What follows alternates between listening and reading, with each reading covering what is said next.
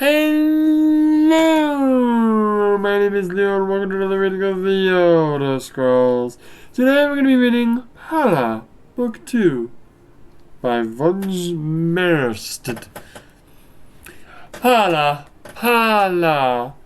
The night moaned in my heart. I found myself whispering it in my studies, even when I tried to concentrate on something the Magister was saying. My lips would silently purse the voice, the pal, and tongue lightly flick to form the la, as if I were kissing her spirit before me. It was madness, in every way except that I knew that it was madness. I knew I was in love.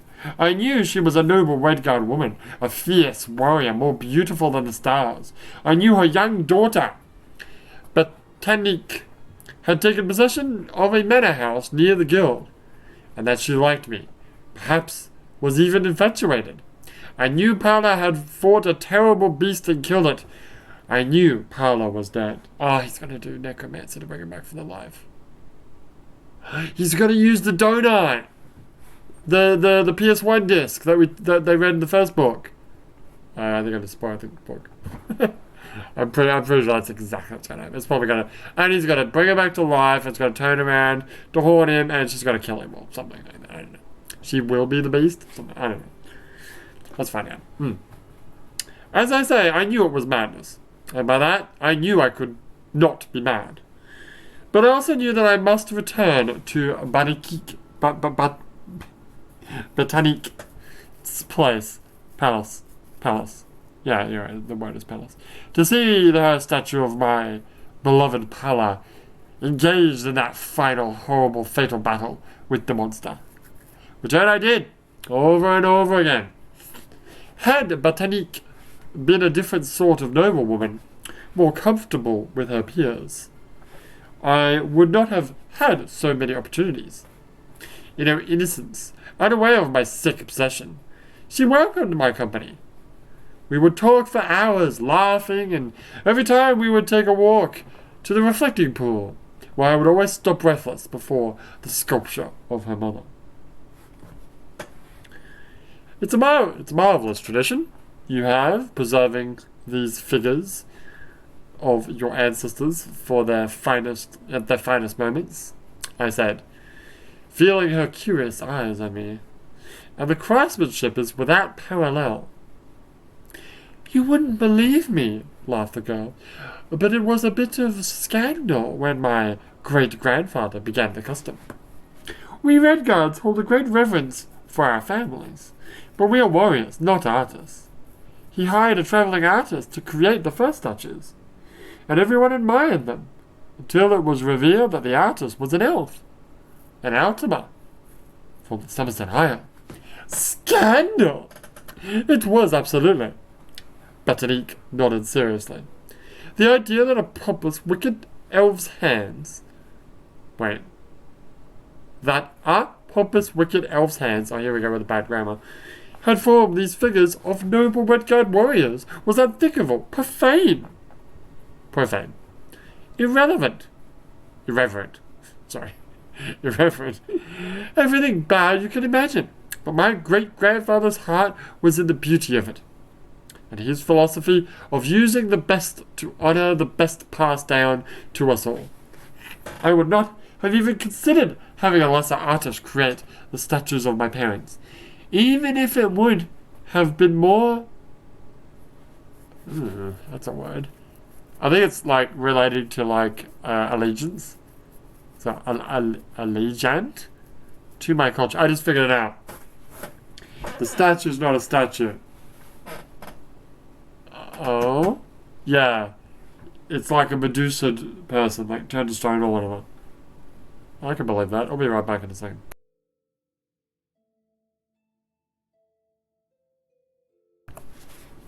Where was I? They're all exquisite, I said. But you like the one of my mother the most, she smiled. I see you look at it, even when you seem to be looking at others. It's my favorite also. Would you tell me more about her? I asked, trying to keep my voice light and conversational. Oh, she would have said she was nothing extraordinary. But she was, the girl said, picking a flower for the garden. My father died when I was quite young, and she had so many roles to fulfill. But she did them all effortlessly. We have a great many business interests, and she was brilliant at managing everything. Certainly better than I am now. All it took was her smile, and everyone obeyed, and those that didn't paid dearly.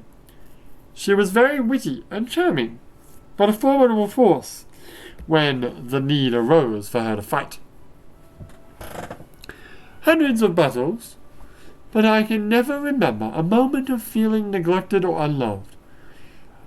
I literally thought she was too strong for death. Stupid, I know. But when she went to battle, that horrible creature, that freak from a mad wizard's laboratory, I never even thought she would not return. Okay, it's a double negative. I thought there were actually 3 negatives in it, but that's actually no one. Anyway. Where was I? Yeah. She was kind to her friends and ruthless to her enemies. What more can one say about a woman than that? Poor Betanique's eyes teared up with remembrance. What sort of villain was I to goad her so? In order to satisfy my perverted longings, Shigarath could never have conflicted a mortal man more than me. I found myself both weeping and filled with desire. Palla not only looked like a goddess, but from her daughter's story, she was one. That night, while undressing for bed, I rediscovered the black disc, the PS1 disc, I had stolen from Magister Tendinix's office weeks before. I had half forgotten about its existence. That mysterious necromantic artifact, which the mage believed could resurrect a dead love. Almost by pure instinct, I found myself placing the disc on my heart and whispering. A momentary chill filled my chamber. My breath hung in the air, in a mist before dissipating. Frightened, I dropped the disc. It took a moment before my reason returned, and with it the inescapable conclusion: the artifact could fulfill my desire. Until the early morning hours, I tried to raise my mistress from the chains of oblivion, but it was no use. I was no necromancer. I entertained thoughts of how to ask one of the magisters to help me, but I remember how Magister Ithiel had bid me to destroy it. They would expel me from the guild if I went to them, and destroy the discs themselves, and with it, my only key to bringing my love to me. This guy's an idiot. Anyway, what race is he anyway? There's probably a human. I was in my unusual semi-torpid condition the next day in classes. Magister Ither himself was lecturing on his speciality, the School of Enchantment. Oh, that old chestnut. He was a dull speaker with a monotone voice, but suddenly I felt as if every shadow had left the room, and I was in a palace of light. Who's talking? Who is talking? I don't know. It doesn't say. God, tell me who's talking. I think it's the Magister, whose voice I don't really remember. But he's a big man, so. When most persons think of my particular science, they think of the process of invention. The infusing of charms and spells into objects. The creation of a magical blade, perhaps. Or a ring. But the skilled enchanter is also a catalyst. The same mind that can create something new could also provoke greater power from something old. A ring that can generate warmth from a novice. On the hand of such a talent, can bake a forest black. Black forest? Oh, black forest cake. I feel like use some black forest cake. Anyway, we're in Japan, there is no black forest cake. Oh. The fat man chuckled. Not that I'm advocating that. Leave that to the School of Destruction. That week, all the initiates were asked to choose a field of specialization. All were surprised when I turned my back on my old darling, the School of Illusion. It seemed ridiculous to me that I had ever entertained an affection for such superficial charms. All my intellect was now focused on the School of Enchantment, the means by which I could free the power of the disc. For months thereafter, I barely slept. A few hours a week I had spent with Betanique and my statue to give myself strength and inspiration. All the rest of my time was spent with Magister Ither or his assistants, learning everything I could about enchantment. They taught me how to taste the deepest levels of magicka within a stored object. A simple spell cast once, no matter how skillfully, and no matter how spectacular, is ephemeral.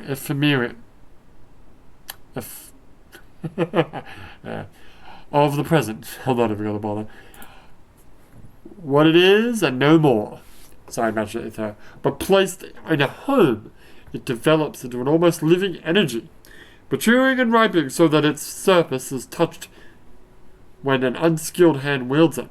You must consider yourself a miner, digging deeper to pull forth the very heart of gold. Okay.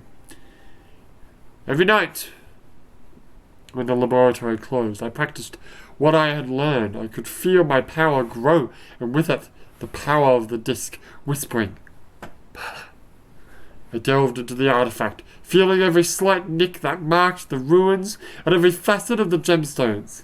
At times I was so close to her, I felt hands touching mine. But something dark and bestial, the reality of death, I suppose, would always break across the dawning of my dream. When it came, an overwhelming rotting odor. So with it came an overwhelming rotting odor. With the initiates in the chambers next to mine, which the initiates in the chambers next to mine began to complain about.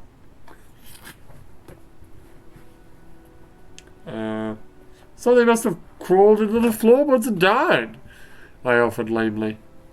Magister Ither praised my scholarship and allowed me to use the use of his laboratory after hours to further my studies. Yet no matter what I learned, Palla seemed scarcely closer. One night it all ended. I was swaying in a deep... I was swaying in a deep ecstasy, moaning her name, the disc bruising my chest, when a sudden lightning flash through the window broke my concentration. A temper of furious rain roared over Mere Krupp. I went to close the shutters, and when I returned to my table, I found the disc had shattered. I broke into hysterical sobs and then laughter. It was too much for my fragile mind to bear such a loss after so much time and study. The next day and the day after I spent in my bed, burning with a fever. Had it not been a mages' guild, had I not been a mages' guild? Had I not been in a mages' guild with so many healers, I would likely have died. As it was, I provided an excellent study for the budding young scholars. When at last I was well enough to walk, I went to see Betanique. She was charming as always, never once commenting on my appearance, which must have been ghastly. Finally, I gave her reason to worry when I politely but firmly declined to walk with her along the reflecting pool. But you love looking at the statuary? She exclaimed. I felt that I owed her the truth, and much more. Dear lady, I love more than the statuary. I love your mother. She's all I've been able to think about for months now, ever since you and I first removed the tarp from that blessed sculpture. I don't know what you think of me now, but I have been obsessed with learning how to bring her back from the dead. Betanique stared at me, eyes wide. Finally she spoke. I think you need to leave now. I don't know if this is a terrible jest. Believe me, I wish it were. You see, I failed. I don't know why. It could not have been it could not have been that my love was not strong enough, because no man had a stronger love.